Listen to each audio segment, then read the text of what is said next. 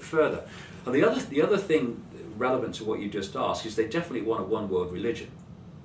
Really? Well, yes, because they want a one world everything. I wondered how they do that. If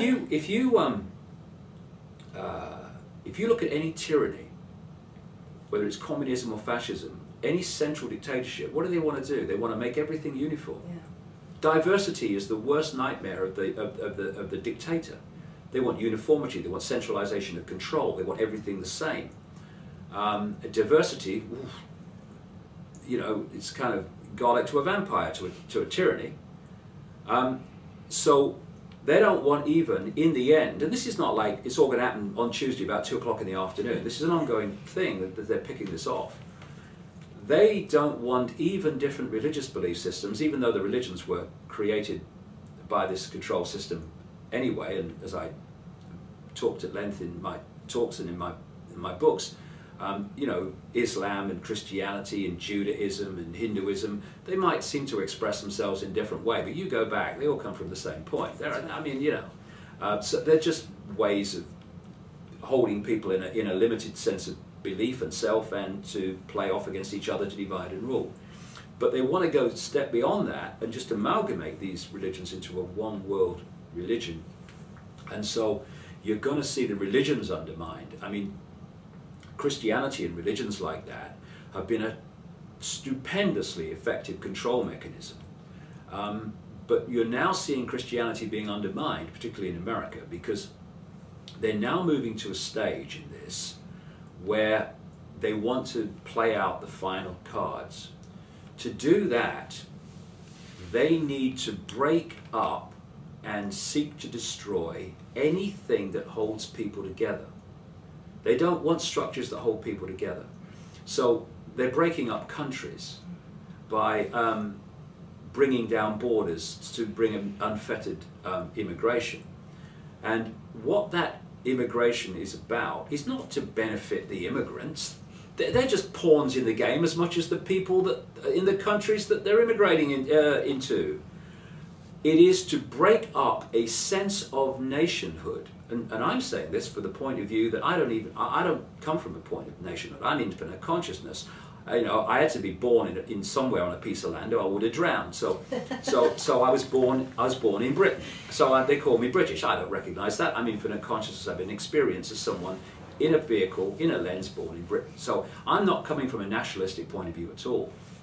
But if we're going to be streetwise, and we're going to look at this from a wider perspective, is to ask why they're doing it. Because it's not to benefit the immigrants, they couldn't give a damn. It's not to benefit the people in the country, they couldn't give a damn. It is to break up a sense of unity, a sense of belonging. And so when you open borders and people pour into a country, that original sense of unity, of culture, starts to break up because it's diluted. And this breaks down the resistance to your nation actually ceasing to exist, because that's what they want. In the European Union, for instance, they don't want nations. They want the European Union of regions. They want to break up Britain into regions, France into regions, the whole of the European Union into regions. Why? Because you're de-unifying any unification of response to the edifice of power at the center of the European Union. They want to do the same in the Americas and elsewhere around the world, in other unions. So they are seeking to dismantle any unifying force. It might be a unifying force that has served them this far, but for the next stage, it can be a resistance, a point of resistance. No, we're not having our nation destroyed. No, you're not destroying our religion and all the rest of it. And we're going to come together as Christians. We're going to come together as Muslims. Anything that says come together, they want to destroy. So all these religions, individual religions, are now being targeted. Any unifying force, any grouping of nation and all this stuff that could bring people together in any unified response, they're targeting them, because they want to break people up into a mass of individuals that are not unified in any response. And that is because that will make the next stage, moving to that central global level of control and structure, much easier to impose than if there were these resistance forces like, you know, you're trying to destroy our religion, you're against our religion, what you're doing is against our religion, all aspects, so we're going to, in a unified way, respond to this and resist this. They don't want that. So they want, if you need a belief system, they'll provide one, and it will be one belief system to go with the one world government and the one world army and the one world currency, etc. It's all one because they want uniformity on a level that we haven't even begun to see uniformity, and we never even saw the scale of uniformity in the Soviet Union that they want for the planet. And what do they want? They want to turn you and me and every person into a clone of everyone else so that we even think and perceive in total uniformity. That's what they want. They ain't going to get it. They ain't going to get it. They are going to go for a little while in that direction, and it's going to seem there's nothing we can do. Like I say, the light at the end of the tunnel is not an oncoming train.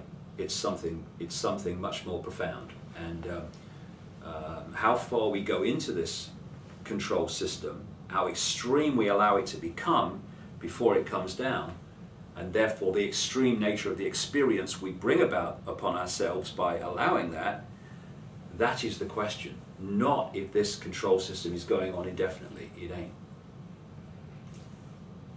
You remember that, Mr. Rothschild. You remember that. Thank you very much, David.